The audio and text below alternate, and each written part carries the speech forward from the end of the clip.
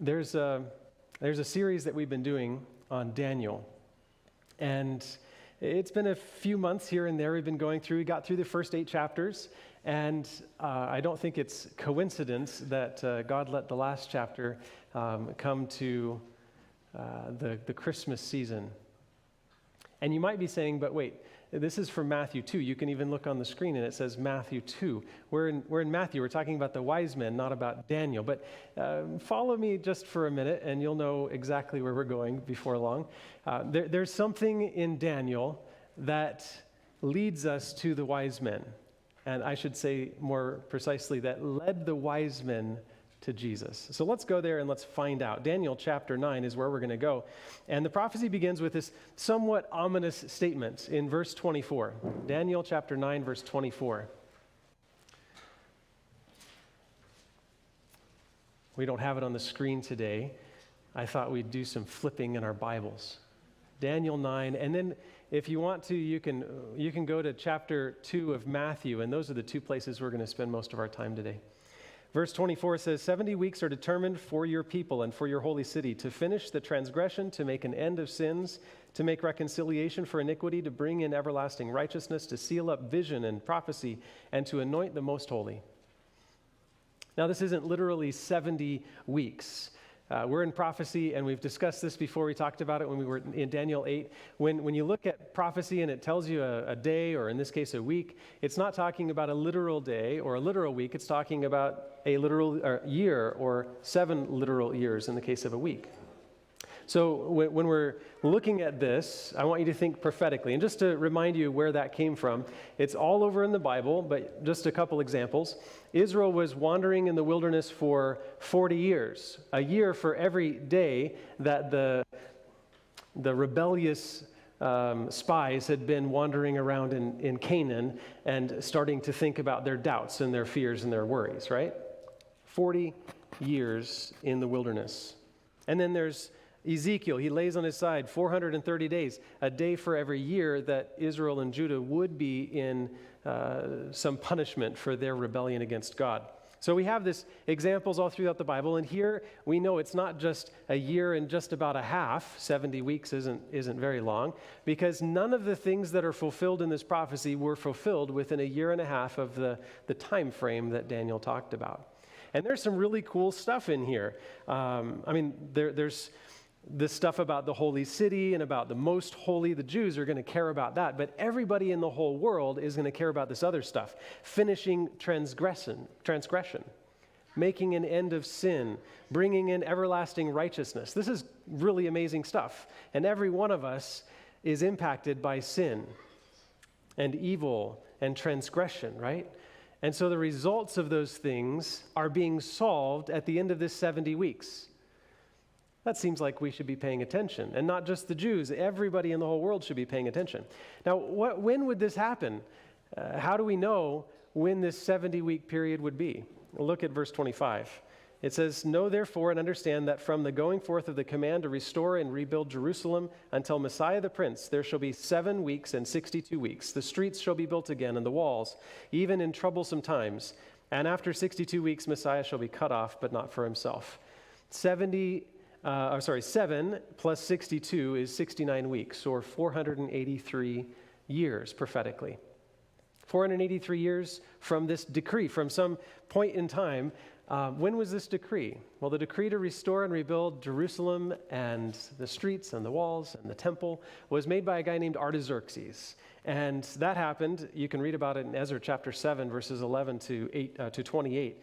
But that happened around 457 BC. There's a little bit of discussion whether it's 458 or 457, but it doesn't really matter that much. Add 483 years to that, and you end up in 27 AD.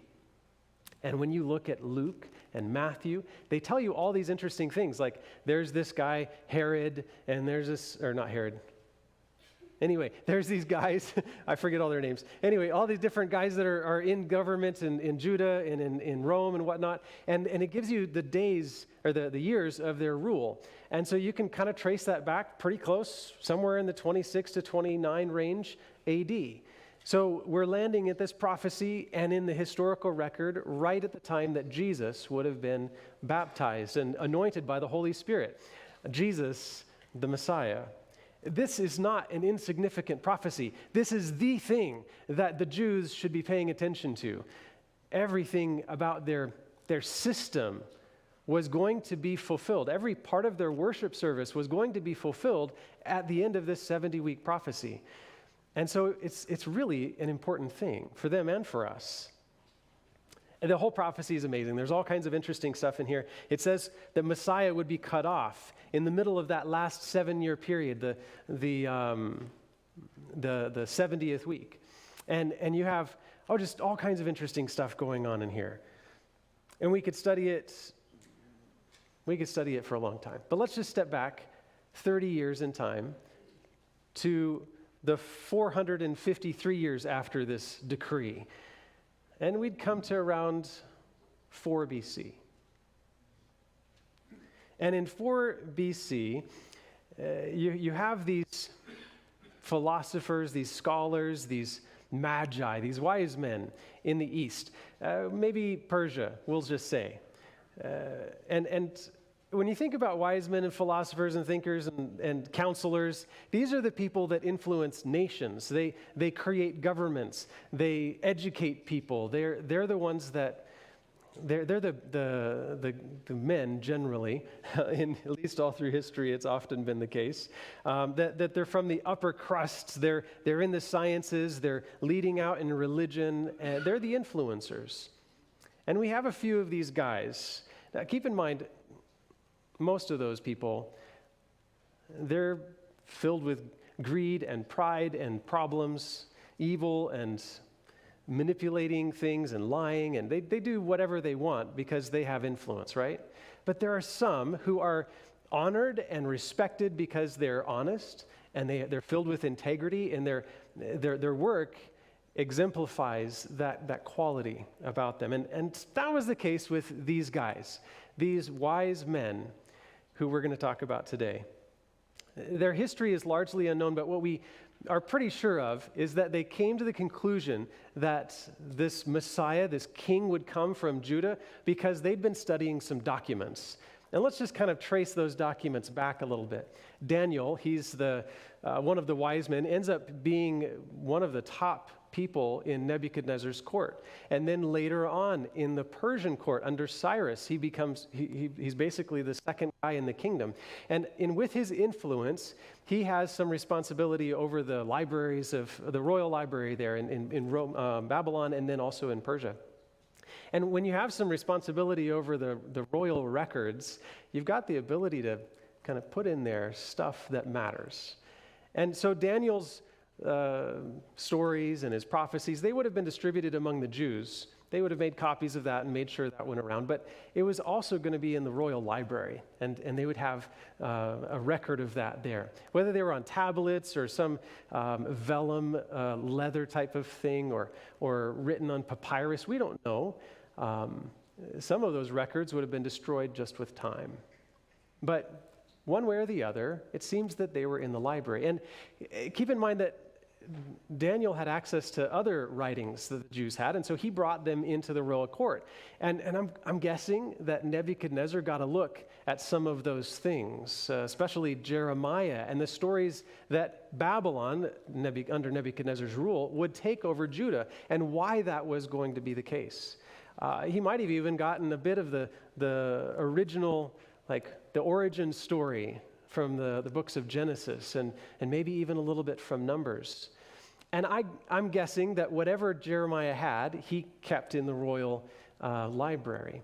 And then you come down to Cyrus. Cyrus, he ends up fulfilling a prophecy from Isaiah, and I'm pretty sure that Daniel was excited to show him, look, you are in the prophecy, the God of heaven sees you, and he appointed you. And so the book of Isaiah is probably there. And then by the time you get to these wise men of Jesus' day, the Greeks had conquered Persia, and spread their language and their culture and their religions and stuff all around. And then Rome had conquered Greece, and they'd built these amazing roads. So my guess is that the wise men in Persia probably also had access to at least fragments of the Septuagint, the Greek translation of the Hebrew Old Testament. I don't think they had access to everything, or at least they hadn't read everything, because it seems like there's some holes in their understanding of this prophecy. But there's this one guy who seems to be exploring these prophecies, and he's reading the books of Daniel, because the prophecies of Daniel, because Daniel's, well, he's one of the wise men that led Persia a long, long time ago. So of course he's going to be reading these things, and most people weren't. I mean, this is old records from the Hebrews. Those Jews down there, they matter so little to the world economy. Why would anybody pay attention to them? It'd be like you and I today studying the writings of Benin. Anybody been studying Benin literature lately? Benin is a little country in Africa. And the question you might easily ask is, what's the point of studying that? They have no impact on the global economy. And that's probably what the philosophers in this time were thinking, except for just a few. And so this one guy is reading the prophecy in Daniel, and he says, he's looking and maybe nudged by an angel. He sees the connection between that and Ezra, another guy that was in the court, and probably his writings were there. And he saw the royal decrees, and he saw what was happening and how it connected with Daniel. And he was like, this stuff is about to happen. This most holy, this anointed one, this Messiah is about to come. And maybe the Holy Spirit led him in some way to another document. There's a guy named Balaam who was a wise man from years past in roughly that area of the country. And his writings might have been recorded either through the book of Numbers or through some other way in that library. And he sees this new prophecy, and you can read about it in Numbers 24, verse 17. I see him now, but not now. I see him, but not now, rather. I behold him, but not near. A star shall come out of Jacob. A scepter shall rise out of Israel. And they see Messiah, and they see scepter, and he's like, this is happening. Now, he would have realized in 4 BC that it's another 30 years from now. And looking at 30 years from now, he started to think, this is about the time this guy who'd become king, likely around 30, because he spent some time in Hebrew literature. He knows that priests would be anointed at 30. He knows that everything kind of starts at 30, so he's thinking now's about the time that this would be happening. And so he goes to his friend who's an astronomer and a mathematician, and he says, hey, look at this stuff that I'm finding. There's not a lot of people he can share this with, but this guy, he's somebody that cares and that's interested in what he's been researching. And so he starts to tell him about these prophecies, and the astronomer's like, this is amazing. Just a couple weeks ago, we saw a new star that's coming from that area in the west where Judah might be. And I mean, it's weird. It's not like anything else in the sky. We don't know what it's all about. And he invites him to come look the next night. And so they look, they see this star, and then the following night, they both have a dream. And in the dream, angels tell them, now is the time. Go and find this Messiah. And so they do. They take their stuff. And these are wealthy guys, you might say, but they liquidate their assets, and they go on a journey that would take them months out of their lives to do this thing. And maybe they come back to jobs, maybe not. This is an all-in thing, though. They bring rich gifts to give this new king, gifts that are at the edge of their limit. And they pack their camels and they head out to Jerusalem. In The Desire of Ages, Ellen White has this interesting statement. She says, the light of God is ever shining amid the darkness of heathenism. I like that promise. God is at work searching for people right now. In our community and around the world, wherever there is a desire for God, God's Spirit is there to fan the flame of that desire. In Acts 17, Paul says it this way. He's talking to the Athenians, these pagans, and he says, "And God made from one man every nation of mankind to live on all the face of the earth, having determined allotted periods and boundaries of their dwelling places." Allotted periods, like that 70-week prophecy, that 490 years. And then he says that they should seek God. The purpose of God determining these things and giving boundaries of nations and whatnot is so that they would seek God and perhaps feel their way toward him and find him. That's the goal. Not just that they would seek, but that they would find. And yet he's not actually that far from any one of us. I love that promise. God is close, and he wants you, and he wants everybody out there to know him, to seek him, and to find him. Now, there's some in this story, some details in this story that seem like there's missing pieces in their knowledge of what Jesus or what the Messiah would be. So look in Matthew chapter 2, in verses 1 and 2, and you find that it says, "After Jesus was born in Bethlehem of Judea in the days of Herod the king, behold, wise men from the east came to Jerusalem, saying, 'Where is he who has been born King of the Jews?'" Because they didn't know about this Bethlehem prophecy yet. They just knew that a king would be coming, and now was about the time. For we saw his star when it rose and have come to worship him. Now, when the wise men got to Jerusalem, you can imagine they were expecting, banners to be unfurled and people talking about this new king that had come, that had fulfilled this amazing prophecy. But they didn't find that, did they? And they came in the marketplace, they're replenishing their supplies, and as they're talking to people, they were asking about this, and the people were incredulous. Like, who are you to tell us about our prophecies? Like, we know what's going on. You're just foreigners.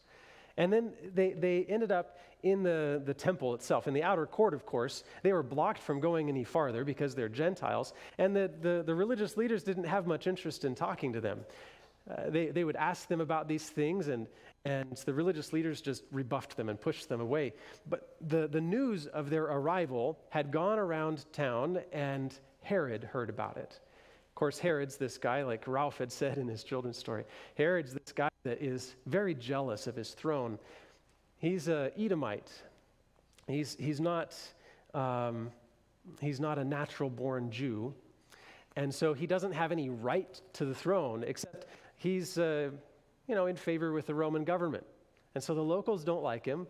The Romans do like him, and he's always worried that some sedition is going to rise up from the Jews. And so now he's hearing about this new king that's been born, and he's thinking about these priests, that they've somehow arranged it to get the people to rise up against Herod.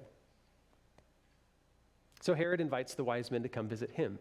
And deceptively, he says, before he invites the wise men, I should say, though, he invites the priests, and he says, "Please come and tell me all that you know." And they have to search now. They have to study these things that the wise men had pointed them to.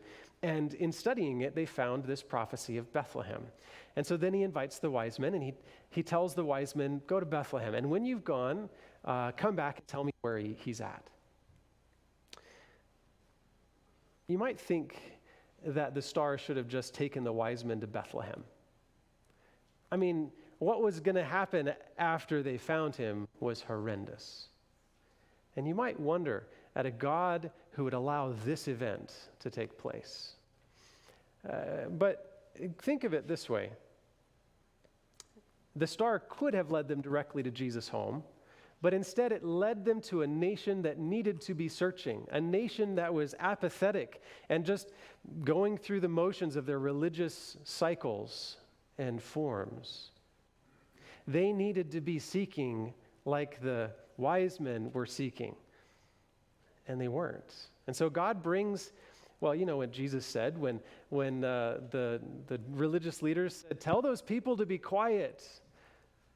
They're praising him as he's coming into Jerusalem right before the crucifixion week. And Jesus responds to them and says, "No, if they don't praise me, then who will?" The rocks. In this case, back in Jesus' birth, if they're not going to search for me, I'm going to bring the Gentiles in to find me too. The rocks are going to cry out. They needed to be stirred up. They needed somebody to come in and invite them to follow this prophecy and explore who Jesus would be. I wonder how many of us have set out on our own high-stakes journey, the all-in journey to seek Jesus. And how many of us are like the Jews, going through the motions of our religious service, just doing it because our parents do it, or just doing it because we've always done it. As the wise men left the court of King Herod, they noticed the star of angels. You see, when they had originally seen that star, it was the Bethlehem star. It was those angels that were singing glorious songs outside of Bethlehem to the shepherds. And so they see this group of angels, and it sings, and then it rises up, and all they see from a distance is this beautiful, glorious star low in the sky and over there in the west. And so now they see this star of angels shining again, and it's leading them towards Bethlehem. I don't know how long it was. It'd been months, maybe up to a couple years since they had seen that star originally. And now it's leading them right to Jesus' home. And when they see this little boy, when they recognize that he's the fulfillment of all these beautiful prophecies from Isaiah and Daniel and even back there in the old times with Balaam, they see their king. And they give him their hearts. And because they've given him their hearts, they give him their wealth too. And they give him gold, and they give him frankincense, and they give him myrrh, gifts fit for a king. What do you and I do when we encounter Jesus? Do we give him our heart? Do we bow before him and surrender our lives to him? And then do we give him our all? Are we all in? The wise men hadn't figured out Herod's craftiness, and so that night they had a vision from God, and they were told to go back home from a different direction and bypass Herod. And so they did. And then Joseph was given a similar dream, and he was told to go to Egypt. And because God had made those arrangements, and at that right time brought those wise men with those gifts, they were able to make that journey to Egypt and live for some time in Egypt until they were safe. What happened next is so horrendous that I just hate to even bring it up. But it's the kind of thing that helps you realize that this decision that God is calling us to in this season isn't, it's a joyful thing, what God is calling us to, but it's a decision that has significant implications, life and death implications. Herod became furious when he realized that the wise men had left their country to their own country without telling him. And so he determined that he would kill this child no matter what. Send his soldiers to kill any kid that was under 2 years old, any male child under 2. I don't even want to imagine what the experience of those mothers was like.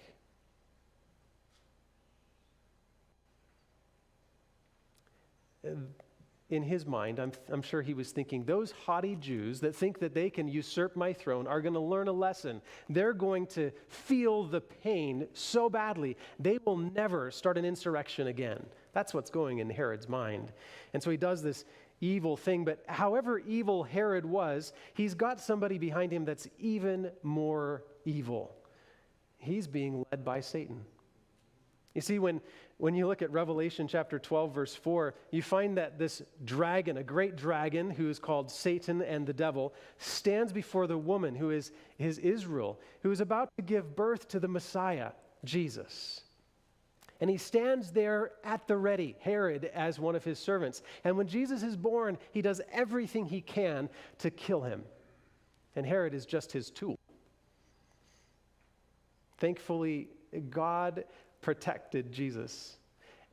But let's just think about this for a second. He went to Egypt and came back to show Israel that their way, their forms and their systems were being completely fulfilled and finished and replaced. And so what does he tell them? In Matthew 7, he says, ask and it will be given to you. What's the next word? Seek, and you will find. Knock, and it will be opened to you. This is kind of like the experience of those wise men who sought out Jesus, knocked on his door, and it was opened to them, and they found him.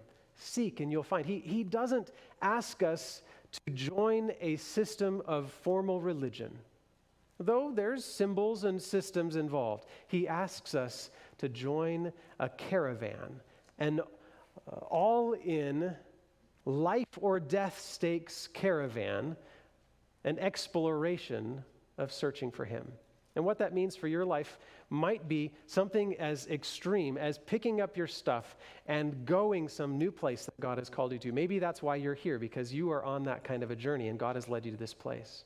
Like Abraham going to that land, that promised land that God has given. That might be the case for you. Other people have different experiences. When they say, God, I'm all in, God does something in their lives. He calls you to something when you say, I'm all in.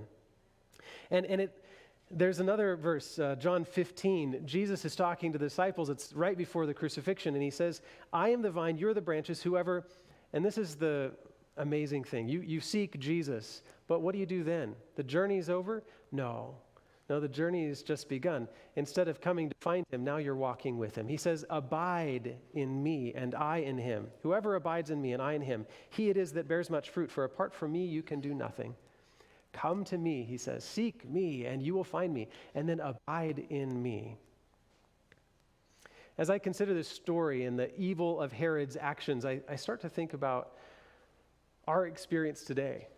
You and I are probably not looking at this story and saying, you know what, I'm going to either be on Jesus' side or I'm going to be on Herod's side. That's not usually the choice we make. The choice we make is usually to be on the wise men's side and seek Jesus, or on the Jews' side and be apathetic. The New Testament calls it Laodicea, Jesus' message to that church that thinks they're wise, that thinks they have the knowledge that's needed, that they can see spiritual things, that they're clothed in righteous garments. They think everything's good. But when you look at the experience of those little babies in Bethlehem, and just trace that back a little bit. What would have happened if the Jews had seen those wise men coming and they'd been like, we've been looking for you. Have you seen these prophecies? And they're like, yeah, we've been looking at those prophecies too. And they start exploring it together, and maybe they've already found out the Bethlehem thing, and others have gone to worship Jesus. By now, Herod has found that Jesus is the Messiah, but the Messiah isn't there to take his throne. He's there to conquer his heart. What a different story it would have been in Bethlehem if the Jews had not been apathetic and content in their religious systems. It makes me wonder, what in our world, what wrong, evil things are in our world right now that we could have prevented if not for our apathy? See, God calls us to a all-in, life or death stakes journey to seek him. And then he calls us to abide in him. And in doing so, we change our world. We make an impact for God's kingdom. People will live that would have died otherwise. God invites us. He invites us to seek him with all our hearts. Next week, I'm going to finish my series on Daniel. And we're going to look at the last chapters of Daniel. There's this one verse, though, I want you to look at right now. Daniel chapter 12 and verse 3. Turn in your Bibles if you would. Daniel chapter 12 and verse 3. And it just makes this statement, a statement that I think should call to our hearts. And those who are wise, what kind of people were going to seek Jesus? They were wise men. You and I can be wise children and wise women and wise men if we do this. And those who are wise shall shine like the brightness of the sky above, and those who turn many to righteousness like the stars forever and ever. The Star of Bethlehem were some angels, messengers of God to lead those wise men to Jesus. And God is inviting us to do an amazing thing, to step out in faith and say, God, I'm all in. I want to seek you and find you. I want to know you. And he says, you will find me. I promise it. And then he says, when you find me and abide in me, I'm going to make you like those angels that shone in the middle of the heavens and lead other people to me. Would you like to be a wise person? Would you like to shine for all eternity for God's glory? I hope that you take that message with you as you go on this special day, a Sabbath. It's also Christmas. Maybe you had other things arranged for a typical Christmas, norms that you do with gift opening at different times and reading stories or whatever that you do, pajamas and stuff all day. I don't know what your plan normally is, but you decided to come here and you decided to dress up and to do church, because this is the day that we come and we worship God. Now, what I want is for you to go, leave this church. And if you're at home or at Clark Fork, right, leave your place, this experience of Christmas, and remember that your search isn't done. Your journey with God doesn't end in Bethlehem.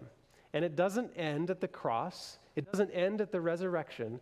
It ends, well, it hopefully never does. But the next big event we can expect is Jesus' soon return. And he says, still seek me. And there's still prophecies that are pointing to Jesus' second coming, prophecies that we can explore and understand better and we can tell other people about. Because wise men still seek him, and the wise will shine like the stars.